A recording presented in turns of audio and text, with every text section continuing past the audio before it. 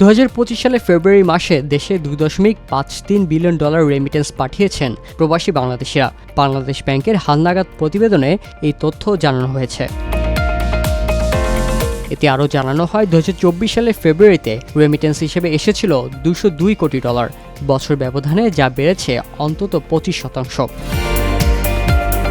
কেন্দ্রীয় ব্যাংক সূত্রে জানা যায়, চলতি 2024-25 অর্থবছরের প্রথম 8 মাসে রেমিটেন্স হিসেবে বাংলাদেশে আসে $1,849 কোটি। আগের অর্থবছরে একই সময় যা ছিল $1,493 কোটি। অর্থাৎ বছর ব্যবধানে রেমিটেন্স আহরণ বেড়েছে 23.8%। ব্যাংক সংশ্লিষ্টরা জানান, গত অগাস্টে আওয়ামী লীগ সরকারের পতনের পর দেশে বৈদেশিক মুদ্রার প্রবাহ বাড়ছে। এর প্রধান কারণ হুন্ডিতে লেনদেন কমে যাওয়া, ফলে ব্যাংকিং চ্যানেলে বাড়ছে রেমিটেন্স প্রবাহ।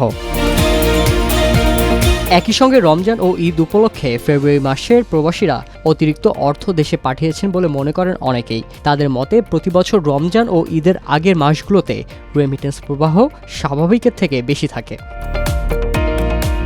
বাংলাদেশ ব্যাংক সূত্র জানায়, সরকার পতনের পর রপ্তানিতে কিছুটা ভাটা পড়লে সাম্প্রতিক মাসগুলোতে এই খাতে ইতিবাচক পরিবর্তন দেখা গেছে। আর বাংলাদেশ ব্যাংক থেকে বৈদেশিক মুদ্রা বিক্রি বন্ধ হওয়ায় রিজার্ভের পরিমাণও বাড়ছে। সবশেষ 27 ফেব্রুয়ারির তথ্য অনুযায়ী বৈদেশিক মুদ্রার রিজার্ভ বেড়ে $20.9 বিলিয়ন ছাড়িয়েছে। বাংলাদেশ ব্যাংকের তথ্য অনুযায়ী মাস ভিত্তিক হিসেবে সর্বোচ্চ $264 কোটি রেমিটেন্স আসে 2024 সালের ডিসেম্বরে।